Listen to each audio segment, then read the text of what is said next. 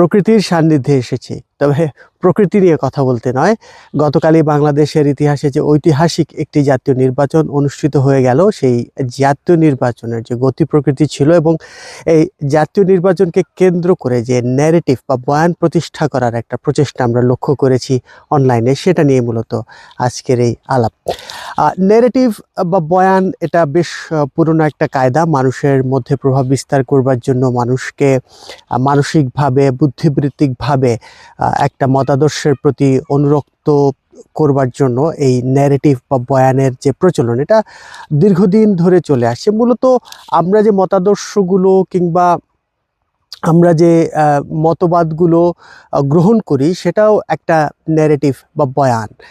কিন্তু বাংলাদেশের পরিপ্রেক্ষিতে আমরা যদি আলোচনা করি যে ন্যারেটিভের কথাগুলো, আমরা গত 1.5 দশক ধরে দেখেছি বাংলাদেশ আওয়ামী লীগ তারা বাংলাদেশকে শাসন করেছে এবং তাদের সেই ন্যারেটিভটা ছিল মুক্তিযুদ্ধের বয়ান। মুক্তিযুদ্ধের বয়ানের যে ন্যারেটিভ, সেটি দিয়ে মূলত তারা বাংলাদেশকে শাসন করেছে, যেটিকে আমরা আসলে ফ্যাসিবাদী শাসন বলছি। এবং সেটাই ছিল মানুষের অধিকার হরণ করা, নাগরিক অধিকার হরণ করা। এমনকি মুক্তিযুদ্ধের বিপক্ষে কেউ কথা বললে কিংবা মুক্তিযুদ্ধের যে আওয়ামী বয়ান ছিল যেটা চেতনার, সেই চেতনায় বিশ্বাস না করলে তাকে দেশদ্রোহী বানিয়ে দেওয়া, এরকম নানান ধরনের ন্যারেটিভ আমরা তখন দেখেছি। এবং সেই ন্যারেটিভ দীর্ঘ 1.5 দশক বাংলাদেশে বলবৎ ছিল। কেন ছিল?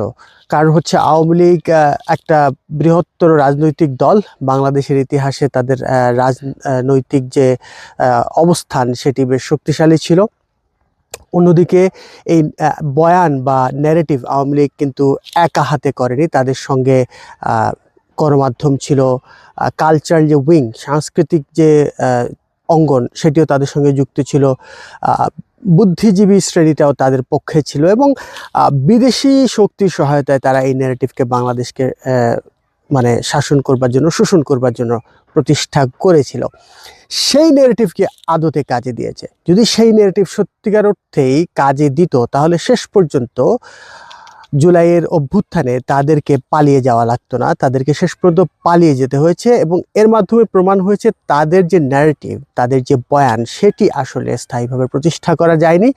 মানুষকে ভয় দেখিয়ে, দমন পীড়ন করে, বিভিন্ন ধরনের অমানবিক নাগরিক অধিকার খর্ব করে তাদেরকে আসলে দাবিয়ে রাখা হয়েছিল। শেষ পর্যন্ত একটা বিস্ফোরণ ঘটেছে এবং সেই বিস্ফোরণে বলা চলে যে বাংলাদেশ আওয়ামী লীগ উড়ে গেছে। তারা আর বাংলাদেশের রাজনীতিতে ফিরে আসতে পারবে কিনা কিংবা স্বনামে ফিরে আসবে কিনা, সেটি নিয়ে এখন আলোচনা চলছে, প্রশ্ন আছে। সেই একই ধারায় আমরা দেখতে পেয়েছি বাংলাদেশের এবারকার জাতীয় নির্বাচনকে কেন্দ্র করে অনলাইনে নানান ধরনের ন্যারেটিভ বা বয়ান ভেসে বেড়াচ্ছিল এবং বাংলাদেশকে একটা বলা চলে যে নির্দিষ্ট একটা গণ্ডির ভেতর ঢুকিয়ে দেওয়ার একটা প্রচেষ্টা ছিল। বাংলাদেশ মুসলিম রাষ্ট্র, কোনো সন্দেহ নেই। বাংলাদেশের মানুষ সংখ্যাগরিষ্ঠ মুসলিম এবং বাংলাদেশের মানুষেরা ইসলামপন্থী, এটা বলা যায়। তবে বাংলাদেশের মানুষ আসলে একটু ভিন্ন ঘরানার মুসলিম এবং বাংলাদেশকে মুসলিম রাষ্ট্র বলা যায়, কিন্তু এটাকে ইসলামী রাষ্ট্র বলার এখনো সুযোগ নেই, যেহেতু বাংলাদেশ এখনো ইসলামী রাষ্ট্র হিসেবে নিজেদেরকে ঘোষণা দেয়নি।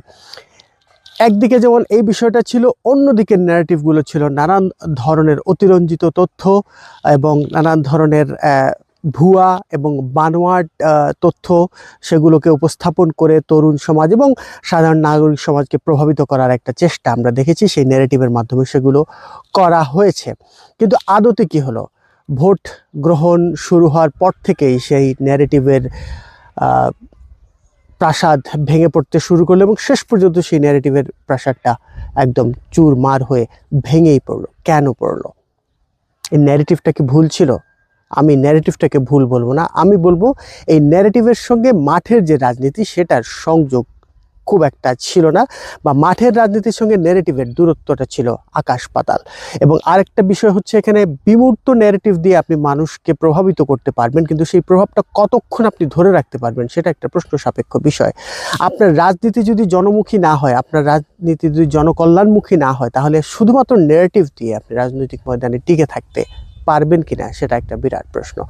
বাংলাদেশে এই মুহূর্তে বাংলাদেশের মানুষের কথা যদি বলি, বাংলাদেশের মানুষ খুব সাধারণভাবে এখানে মানুষ খুব জটিল চিন্তা করে না, এখানে মানুষ খুব যে রাজনৈতিকভাবে সচেতন সেটাও বলার অপেক্ষা নেই, এবং এমনকি তারা ধর্ম নিয়েও যে খুব বেশি সচেতন কিংবা ধর্ম নিয়ে যে তারা খুব কট্টর অবস্থানে রয়েছে সেটাও বলার সুযোগ নাই। তো এখানে সব কিছু মিলিয়ে আমি বলবো যে আমার কাছে যেটা মনে হয় যে বাংলাদেশের মানুষ কিছুটা ছাড় দিয়ে কিছুটা উদার গণতান্ত্রিক পথটাই আসলে পছন্দ করে, কিছুটা সহনশীল, কিছু কিছু ক্ষেত্রে তারা একটু শক্ত অবস্থান পছন্দ করে।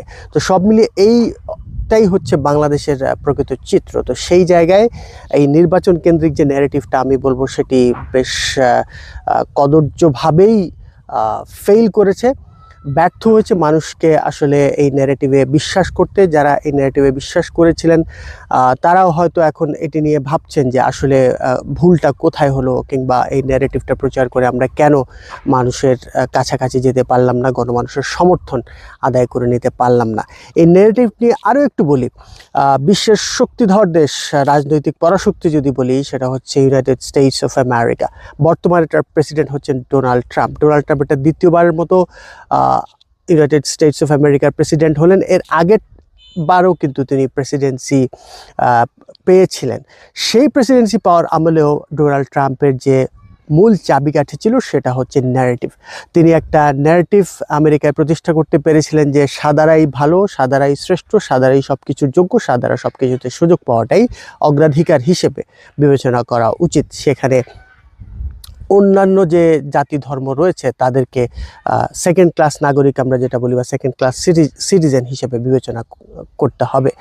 ডোনাল্ড ট্রাম্প কিন্তু সেই ন্যারেটিভ দিয়ে পাশ করেছে এসেছিলেন। তার প্রথম টার্মে আমরা দেখেছি নানান ধরনের জগা খিচুড়ি মার্কা মানে অবস্থা ছিল আমেরিকার শাসন ব্যবস্থায়। এবারও তিনি যখন আবার সেই ন্যারেটিভের সঙ্গে আরও কিছু ন্যারেটিভ যুক্ত করে তিনি আমেরিকার রাষ্ট্রপতির পদটায় অধিষ্ঠিত হলেন, এখন পর্যন্ত তিনি কিন্তু চরম বিতর্কিত। ইতিমধ্যে তিনি ভেনেজুয়েলার প্রেসিডেন্টকে এবং তার স্ত্রীকে তুলে নিয়ে গিয়েছেন, গ্রিনল্যান্ড আক্রমণ করার কথা বলছেন, আরও নানান কারণে ইসরায়েলের সঙ্গে তাদের যে ট্রিটি রয়েছে, তারা ইসরায়েলকে যে সমর্থন দিচ্ছেন সেটার কারণে ডোনাল্ড ট্রাম্প বিতর্কিত। এবং সর্বশেষ যে জেফ্রি অ্যাপস্টেইন, সেই অ্যাপস্টেইনের ঘটনা ফাঁস হওয়ার পরে সেটি নিয়েও ডোনাল্ড ট্রাম্প যথেষ্ট বিতর্কিত। তো এই যে নেগেটিভের কথা বললাম, আমেরিকার মতো জায়গায় আপনি শিক্ষা, দীক্ষা, জ্ঞান ইত্যাদির কথা যদি বলেন, নিশ্চিতভাবেই আপনি মানবেন যে আমেরিকা বাংলাদেশের চাইতে অজস্র গুণ ভালো। সেখানেও ন্যারেটিভটা কাজে লাগাতে পেরেছিলেন ডোনাল্ড ট্রাম্প, কিন্তু তার ন্যারেটিভ এবং তার যে মাঠ পর্যায়ের রাজনীতি দুটোর মধ্যে ব্যাপক ফারাক রয়েছে। আগেরবারও নির্বাচন জেতার পরে কিন্তু তিনি হেরেছিলেন, এবার তিনি জিতেছেন বটে, কিন্তু তার প্রতিপক্ষ ছিলেন কমলা হ্যারিস, যেটি নিয়ে অনেক সমালোচনা রয়েছে যে আমেরিকায় মহিলা রাষ্ট্রপতি কখনো তারা চায় না। সেটার কারণেই মূলত কমলা হ্যারিস হেরেছিলেন, এমনটা আমরা অনেকের কাছ থেকে শুনেছি। তো এবারও কিন্তু নির্বাচিত হওয়ার পর ডোনাল্ড ট্রাম্প সেই পুরনো পথেই হাঁটছেন, তার স্বার্থ এবং যেটা বলে সারা দুনিয়া জুড়ে তিনি একটা বিশৃঙ্খল পরিস্থিতি সৃষ্টি করছেন। তো তার ন্যারেটিভ এবং তার রাজনীতি দুটোই বেশ জগা খিচুড়ি, এবং কোনোভাবেই বলা যায় না যে ডোনাল্ড ট্রাম্পের ন্যারেটিভ এবং তার রাজনীতিটাকে আমরা আদর্শের নিরিখে কিংবা মানবিকতার নিরিখে এটাকে গ্রহণ করতে পারবো। তো একইভাবে বাংলাদেশের ক্ষেত্রে এটি প্রযোজ্য। এই যে ন্যারেটিভ প্রতিষ্ঠা করেছিল বাংলাদেশ আওয়ামী লীগ, সেটিও যেমন ব্যর্থ হয়েছে। এই নির্বাচনকে কেন্দ্র করে ইউটিউব, ফেসবুকে একদল মানুষ যে ন্যারেটিভ প্রতিষ্ঠা করার চেষ্টা করেছিলেন, তাদের সঙ্গে যে একটা তরুণ সম্প্রদায় অ্যালাইন্ড হয়ে সেই ন্যারেটিভের উপর বিশ্বাস রেখে মনে করেছিল যে বাংলাদেশে তারা একটা বিপ্লব ঘটাতে যাচ্ছে, সেই বিপ্লব ঘটানোর স্বপ্ন যে একটা দিবা স্বপ্ন ছিল এবং সেটি যে বাস্তবানুগ ছিল না, সেটি গতকালকের ভোটের মাধ্যমে কিন্তু প্রমাণিত হয়ে গেছে। তো এটাই বলবো, ন্যারেটিভ গুরুত্বপূর্ণ, ন্যারেটিভ অবশ্যই থাকবে, ছিল, ভবিষ্যতেও নানা ধরনের ন্যারেটিভ আসবে। তবে ন্যারেটিভের সঙ্গে মাঠ পর্যায়ের রাজনীতির কতটুকু সংযোগ রয়েছে এবং ন্যারেটিভ এবং মাঠ পর্যায়ের রাজনীতি কতটুকু সামঞ্জস্যপূর্ণ, সেটির উপর কিন্তু অনেক কিছু নির্ভর করছে।